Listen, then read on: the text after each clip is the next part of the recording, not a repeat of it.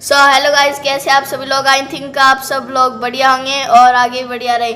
Guys, प्यारे विद्यार्थियों और युवा साथियों, आप सभी का इस क्लास में हार्दिक स्वागत है। आप सभी कैसे हो? भगवान से यही दुआ करता हूँ आप स्वस्थ होंगे, अच्छे होंगे और घरों में सुरक्षित होंगे, मस्त होंगे। साथियों, सबसे पहले कहना चाहूँगा, जिंदगी में सदा हंसते रहो। हंसना जिंदगी की ज़रूरत है। जिंदगी जियो इस अंदाज में कि तुम्हें देखकर सबको लगे जिंदगी कितनी खूबसूरत है। साथियों, आज हम एक अति महत्वपूर्ण टॉपिक शुरू करने जा रही हैं, जो कि आरएस प्री एसआई पटवार कॉलेज लेक्चरशिप में ये टॉपिक आपको जरूर मिलेगा। जो कि इस क्लास के अंदर हम बात करेंगे लोक नीति, विधिक अधिकार व नागरिक अधिकार पत्र की। तो सर्वप्रथम साथियों बताना चाहूँगा कि आज हम बात करेंगे लोक नीति की। पब्लिक पॉलिसी बहुत ही महत्वपूर्ण है। आप देखोगे कई बड़े कंपटीशनों के सिलेबस में ये टॉपिक आपको जरूर मिलेगा। लोक नीति, हो जाइए तैयार। बहुत ही महत्वपूर्ण टॉपिक है। इस वीडियो को अंत तक पूरा जरूर देखना, बहुत ही उपयोगी और महत्वपूर्ण है। साथियों, ये वीडियो अगर आपको अच्छा लगे तो इसे ज़्यादा से ज़्यादा शेयर करना और लाइक करना तो मत भूलना। यह मैं आपसे बार बार निवेदन भी करता रहा हूँ। प्यारे विद्यार्थियों, एक बात और कहना चाहूँगा यहाँ पर कि सफल होना है तो इतना जरूर करो। एक तो खुद से वादा, दूसरा मेहनत ज़्यादा और तीसरा मजबूत इरादा। तब देखो हम सफल जरूर होंगे। हाँ साथियों, ज़्यादा समय न लेते हुए अब हम अपने टॉपिक पे आ जाते हैं। आज का हमारा टॉपिक रहेगा लोक नीति, जबकि हम अगली क्लास में बात करेंगे विधिक अधिकार की और उसके बाद में तीसरे वीडियो में हम बात करेंगे नागरिक अधिकार पत्र की। तो साथियों, सबसे पहले लोक नीति देखो। लोक नीति का अर्थ क्या होता है? बहुत बार इसमें से क्वेश्चन बना दिया जाता है, तो इसलिए इसे अच्छी तरीके से तैयार कर लेना। सरकार द्वारा बनाई गई वह नीति जिसका मुख्य उद्देश्य लोगों का कल्याण है, लोक नीति कहलाती है। ध्यान दो इस बात के ऊपर। कहने का मतलब है यहाँ पर कि सरकार, गवर्नमेंट द्वारा बनाई गई वह नीति जिसका मुख्य उद्देश्य, मुख्य लक्ष्य लोगों का, जनता का कल्याण है, लोक नीति कहलाती है। नीति निर्माण सरकार की एक महत्वपूर्ण क्रिया है। साथियों, नीति निर्माण सरकार की एक महत्वपूर्ण क्रिया है। नीति निर्माण में सरकार के तीनों अंग, जैसे सरकार के कितने अंग? 3 अंग। सरकार के 3 अंग, उन तीनों का, जैसे कार्यपालिका, व्यवस्थापिका और न्यायपालिका, किसी न किसी रूप में संबंध होते हैं। नीति निर्माण में सरकार के तीनों अंगों की भूमिका होती है। तीनों अंग संबंधित होते हैं। ध्यान देना, चाहे वह कार्यपालिका हो, चाहे वह व्यवस्थापिका हो, चाहे वह न्यायपालिका हो। हालांकि हम राज्य व्यवस्था में तो यही पढ़ते हैं कि नीति निर्माण का काम व्यवस्थापिका, विधि निर्माण का, व्यवस्थापन का काम करती है। लेकिन याद रखना, तीनों अंगों की भूमिका होती है नीति निर्माण में। तो कहने का मतलब आज का हमारा टॉपिक है लोक नीति, पब्लिक पॉलिसी। जो कि यहाँ पर हम लोक नीति का अर्थ देख रही हैं। सर्वप्रथम, तो यहाँ पर आपको सर्वप्रथम ध्यान देना होगा सरकार के 3 महत्वपूर्ण अंग, सरकार के 3 महत्वपूर्ण अंग जो हम भारतीय राज्य व्यवस्था में बार बार पढ़ते भी हैं। तो ध्यान देना, पहला अंग है व्यवस्थापिका, जिसे विधायिका भी कहा जाता है, जो कि नीतियां बनाती है। नंबर 2 कार्यपालिका, इन नीतियों की क्रियान्वित करती है, लागू करती है, उनको कार्य रूप में लेकर आती है। तीसरा न्यायपालिका, इन नीतियों की रक्षा करना, व्याख्या करना और जांच का कार्य करती है, अर्थात मूल्यांकन का काम करती है। तो कहने का मतलब है नीति निर्माण में सरकार के तीनों अंग कार्यपालिका, व्यवस्थापिका और न्यायपालिका की भूमिका होती है और एक दूसरे से किसी न किसी रूप में ये नीति निर्माण में संबंधित होते हैं। लोक नीति प्रक्रिया के 3 प्रमुख घटक हैं।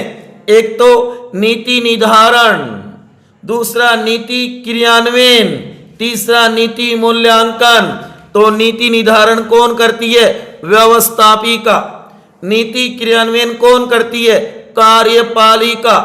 और नीति मूल्यांकन कौन करती है? न्यायपालिका। तो ये 3 घटक भी तैयार कर लेना, क्योंकि इसमें से क्वेश्चन पूछा जा सकता है। लोक नीति के सामान्यतः 3 प्रकार होते हैं, ध्यान देना। लोक नीति पब्लिक पॉलिसी के सामान्यतः 3 प्रकार होते हैं। पहला मूलभूत या बुनियादी नीतियां, ध्यान देना, मूलभूत या बुनियादी नीतियां, ये नीतियां संविधान या समाज से संबंधित तथा सर्वव्यापी होती है, जैसे कि शिक्षा, रोजगार, स्वास्थ्य, कानून व्यवस्था आदि से संबंधित नीतियां इसी श्रेणी में आती है। मूलभूत या बुनियादी नीतियां कह सकते हम शिक्षा को, रोजगार को, स्वास्थ्य, कानून व्यवस्था आदि से संबंधित जो नीतियां बनाई जाती है। नंबर 2 नियंत्रक नीतियां, ध्यान देना, नियंत्रक नीतियों का संबंध उद्योग, व्यापार, सुरक्षा या लोक हितकारी सेवाओं आदि के नियंत्रण से है। ये कार्य सरकारी एवं स्वायत्त शासित संस्थाएं करती है। ये संस्थाएं अपने से संबंध नीतियों की घोषणा करती है, जैसे कि reserve bank of India RBI द्वारा मौद्रिक नीतियों की घोषणा की जाती है। निर्वाचन आयोग चुनाव संबंधी नीतियों की घोषणा करता है। तो यह है नियंत्रक नीतियां, जिनके ऊपर उनका कंट्रोल होता है, चाहे वो सरकारी हो चाहे स्वायत्त शासित संस्थाएं हो। और तीसरी है वितरक नीतियां, ध्यान देना, लोक नीति के सामान्यतः 3 प्रकार होते हैं, जो कि पहला मूलभूत या बुनियादी नीतियां हमने देखा, दूसरा नियंत्रक नीतियां और तीसरा वितरक नीतियां। वितरक नीतियां, ये नीतियां खास वर्गों से संबंधित होती है। इन नीतियों का मुख्य उद्देश्य समाज के पिछड़े एवं कमजोर तबकों को मुख्य धारा में शामिल करना होता है। ये लक्ष्य प्राप्ति तक निरंतर चलती है। इसमें विशेष वर्ग के लिए लोक कल्याण के सभी कार्यक्रम आते हैं, सभी कार्यक्रम आते हैं। इसके अंदर सामाजिक आर्थिक परिवर्तनों में इन नीतियों का महत्वपूर्ण योगदान होता है। ये ही लोकतंत्र की असली ताकत है साथियों, वितरक नीतियां। तो हम बात करें लोक नीति की। साथियों, आज वाला टॉपिक आपको कैसा लग रहा है? अगर यह वीडियो आपको अच्छा लग रहा है तो इसे ज़्यादा से ज़्यादा शेयर कर देना साथियों, जो मैं बार बार आपसे निवेदन भी करता रहा हूं। रहा नहीं छोड़ूंगा मैं हार नहीं मानूंगा जब तक मंजिल नहीं मिलती, जब तक मंजिल नहीं मिलती साहब यूं ही चलता जाऊंगा मैं।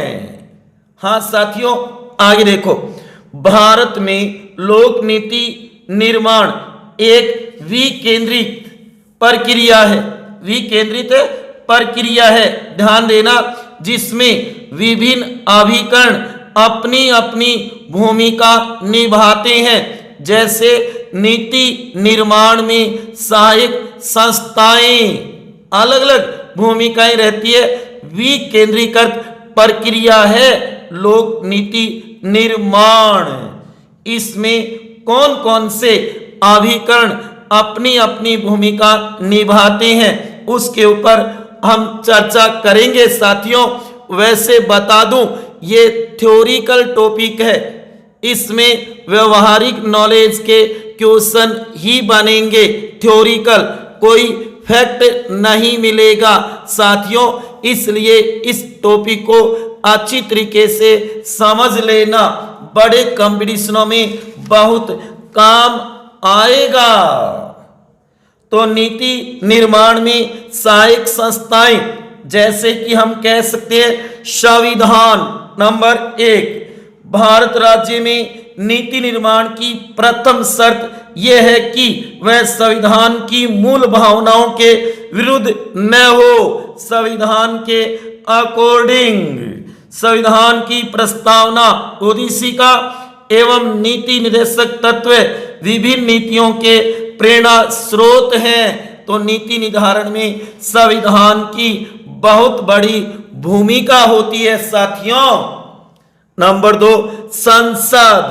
भारतीय संसद बजट, अनुदान, पूरक मांगे, राष्ट्रपति के अभिभाषण पर चर्चा, प्रश्नकाल, नए कानूनों की स्वीकृति आदि के माध्यम से नीति निर्माण में भागीदारी करती है।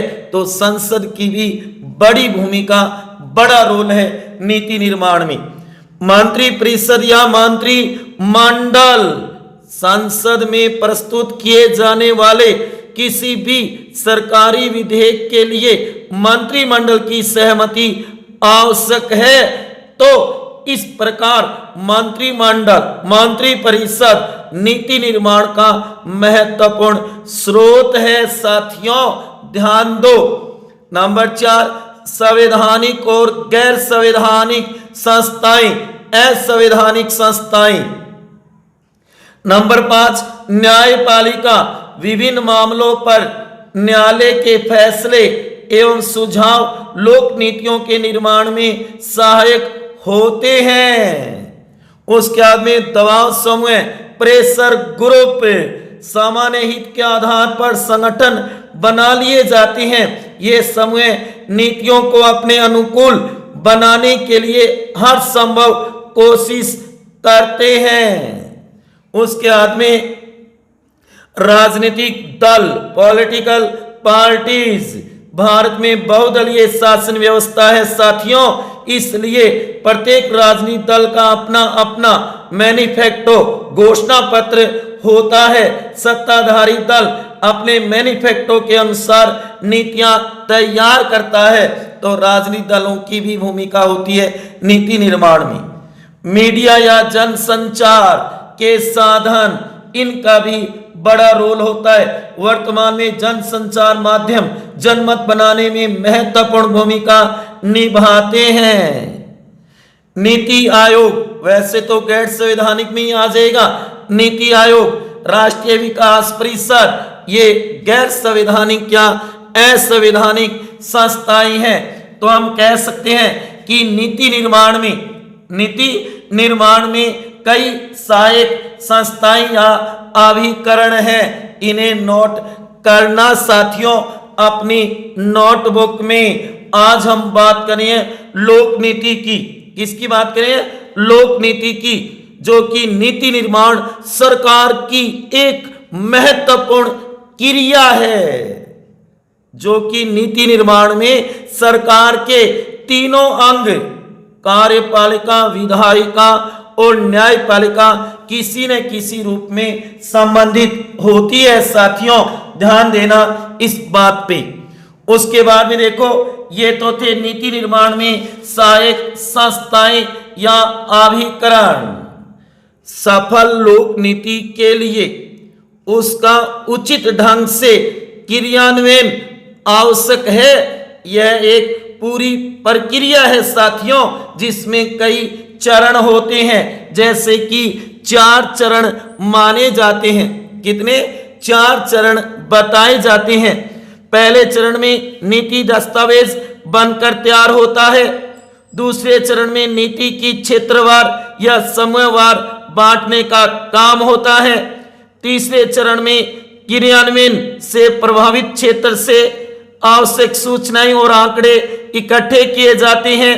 और चौथे चरण में तीनों चरणों से प्राप्त सूचनाओं तथा आंकड़ों के संदर्भ में नीति क्रियान्वयन के लिए एक मानदंड या मानक बनाया जाता है और उसके अनुसार सरकारी मशीनरी द्वारा नीतियों का क्रियान्वयन किया जाता है। कहने का मतलब है यहाँ पर प्यारे विद्यार्थियों, सफल लोक नीति के लिए उसका उचित ढंग से क्रियान्वयन आवश्यक है। यह एक पूरी प्रक्रिया होती है और जिसमें कई चरण, कहने का मतलब 4 चरण होते हैं। उसके बाद में लोक नीति के क्रियान्वयन में कई प्रमुख बाधाएं भी होती है, ध्यान देना। लेकिन लोक नीति के लिए सुशासन अति आवश्यक है। लोक नीति के क्रियान्वयन में कई प्रमुख बाधाएं भी होती है, जैसे कि त्रुटिपूर्ण लोक नीति, जैसे कि क्रियान्वयन अधिकारियों का जनमानस या परिस्थितियों से वाकिफ न होना, विशिष्ट वर्गों की एवं प्रभावशाली वर्गों की भूमिका इस प्रकार होती है कि सरकारी नीतियों का अधिकाधिक लाभ स्वयं को मिले। भ्रष्टाचार, सरकारी नीतियों एवं योजनाओं के बारे में जागरूकता की कमी, आंतरिक असुरक्षा की भावना तथा बुनियादी एवं आधारभूत ढांचे का अभाव लोक नीतियों के क्रियान्वयन में अन्य बाधाएं हैं। प्रभावी क्रियान्वयन के लिए उक्त बाधाओं को दूर करना आवश्यक है और इसके लिए हमें सुशासन लाना होगा। सामूहिक समस्याओं के निदान के लिए संसाधनों का संवितरण एवं व्यवस्थापन सुशासन शब्द में शामिल है। सुशासन, अच्छा शासन, 2 शब्दों के मेल से बना है। सु प्लस शासन, अच्छा शासन आवश्यक है। किसके लिए? लोक नीति के क्रियान्वयन के लिए, उसे लागू करने के लिए। जो भी इसके अंदर प्रमुख बाधाएं हैं ना, उन्हें दूर करना बहुत ही जरूरी है साथियों। यह है लोक नीति की बाधाएं। लेकिन लोक नीति के लिए सुशासन, गुड गवर्नेंस अति आवश्यक है। गुड गवर्नेंस अति आवश्यक है। अब देखो लोक नीति की विशेषता, जो कि साथियों मैं बार बार कह रहा हूं कि इससे थ्योरिकल क्वेश्चन बनेंगे, फैक्ट नहीं है इसके अंदर, तो इसलिए थ्योरिकल तरीके से इसे समझो। एक बार समझ में नहीं आता तो वीडियो को दोबारा या तिबारा देख करके अच्छे नोट्स बना लो, क्योंकि हो सकता है आगे आने वाले समय में इस टॉपिक में से क्वेश्चन बन सकते हैं। तो इसलिए हमें तैयार रहना होगा। सांसों में जीत का नशा हो तो साहब हालात कहां मायने रखते हैं। हालात को मत कोसो, अपने अंदर जो समस्याएं, जो दिक्कत आ रही हमारे सामने, उनको मत देखो। हमें तो सफल होना है। भाड़ में जाए दुनियादारी, हम तो करेंगे अपनी जीत की तैयारी साथियों। ये कहो अपने आप से। चलो तो आगे देखो लोक नीति की विशेषताएं, लक्षण उसके। नंबर 1, नीतियां सकारात्मक और नकारात्मक होती है, दोनों तरीके की होती है। कुछ बढ़िया भी होती है तो कुछ आप देखोगे नेगेटिव भी होती है, नकारात्मक भी। नंबर 2, यह लोक प्रबंधन पर बल देती है कि लोक प्रबंधन होना जरूरी है, तभी लोक नीति सफल हो सकेगी। नंबर 3, यह समस्या समाधान की विधि है, इसमें समस्या का समाधान भी किया जाता है। पहले समस्याएं बताई जाएगी और उसके बाद में उसका समाधान किया जाएगा। नंबर 4, सरकार की गतिविधियों का एक स्तर एवं निश्चित क्रम है। ये भी ध्यान रखना, सरकार की जो भी गतिविधियां होगी, जो भी लोक नीति तैयार की जाएगी, वो एक स्तर एवं निश्चित क्रम में होगी, ये इसकी विशेषता है। नंबर 5, सरकार के लक्ष्यों, भविष्य के उद्देश्यों, अपेक्षाओं को प्रतिबिंबित करती है तथा कैसे उन उद्देश्यों तक पहुंचा जा सकता है, उन लक्ष्यों को ध्यान में रखा जाता है, वही लोक नीति की विशेषता है। नंबर 6, नीतियां देश के सामान्य कानूनों, संविधान पर आधारित होती है। जो सामान्य कानून होते हैं या हमारा संविधान होता है ना, उस पर आधारित होती है, अर्थात संवैधानिक प्रक्रिया पर डिपेंड होती है नीतियां देश की। तो ध्यान देना, ये थी लोक नीति की विशेषता 6, इन्हें तैयार कर लेना, क्योंकि सत्य असत्य क्वेश्चन में पूछा जा सकता है या कहा जा सकता है कि निम्न में से लोक नीति की विशेषता है या नहीं, ऐसा पूछा जा सकता है। ठीक है साथियों, तो ये विशेषताएं भी तैयार कर लेना। उसके बाद में आप देखोगे नीति निर्माण, इसमें से भी क्वेश्चन आ सकता है। ध्यान देना, जो कि नीति निर्माण सरकारी स्तर पर भी होता है और गैर सरकारी स्तर पर भी होता है, दो तरीके से होता है। जो कि आप देखो सरकारी स्तर पर नंबर 1 व्यवस्थापिका, जो कि संसद केंद्र स्तर पर करती है, जो विधायिका कह सकते हैं, और विधानमंडल राज्य की विधायिका राज्य स्तर पर, जबकि ये तो बनाती है, ध्यान देना, जबकि क्रियान्वयन कार्यपालिका करती है, जो कि अस्थायी और स्थायी। अस्थायी हमारे नेतागण होंगे, जो कि राजनीतिक कार्यपालिका होती है, जो कि स्थायी हमारे IAS RS सचिव लोग कर्मचारी गण होंगे, जो अराजनीतिक कार्यपालिका होती है, ये क्रियान्वयन करते हैं। तो ये तो है सरकारी स्तर पर, ध्यान देना, व्यवस्थापिका और कार्यपालिका। इसी प्रकार गैर सरकारी स्तर पर, जैसे कि दबाव समय नीति निर्माण का काम करता है। नंबर 2 राजनीतिक दल, ये भी नीति निर्माण का काम करता है। और नंबर 3 नागरिक, ये भी नीति निर्माण में भूमिका निभाते हैं। तो इस डायग्राम को जरूर बना लेना साथियों, जो कि सरकारी स्तर पर कौन होगा, गैर सरकारी स्तर पर कौन होगा। ठीक है साथियों, तो ये था एक छोटा सा टॉपिक आपके सामने लोक नीति से संबंधित, जबकि हम अगले वीडियो में बात करेंगे विधिक अधिकार की। तो साथियों, यहां पर अंत में कहना चाहूंगा कि हौसलों की तरकस में कोशिश का वो तीर जिंदा रखना, हार जाओ जिंदगी में सब कुछ मगर जीतने की उम्मीद जिंदा रखना अपने अंदर। ठीक है साथियों, ये वीडियो आपको कैसा लगा कमेंट बॉक्स में जरूर बताना। अच्छा लगा हो तो ज्यादा से ज्यादा शेयर करना, लाइक करना तो मत भूलना। मिलते हैं अगले वीडियो में एक नए टॉपिक के साथ। तब तक खुश रहिए, हंसते रहिए, मुस्कुराते रहिए, प्रेम से मस्त रहिए। इसी के साथ जय हिंद, जय भारत, वंदे मातरम। ओके साथियों।